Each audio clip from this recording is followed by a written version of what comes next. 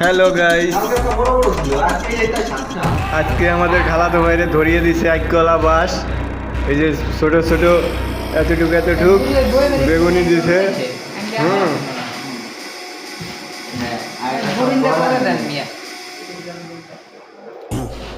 আমাদের কন্ট্রাক্টর সব ইফতারি বানাচ্ছে।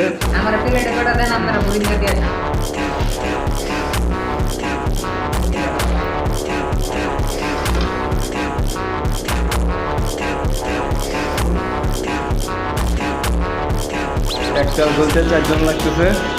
কন্ট্রাক্টর বল সব চলে গেছে।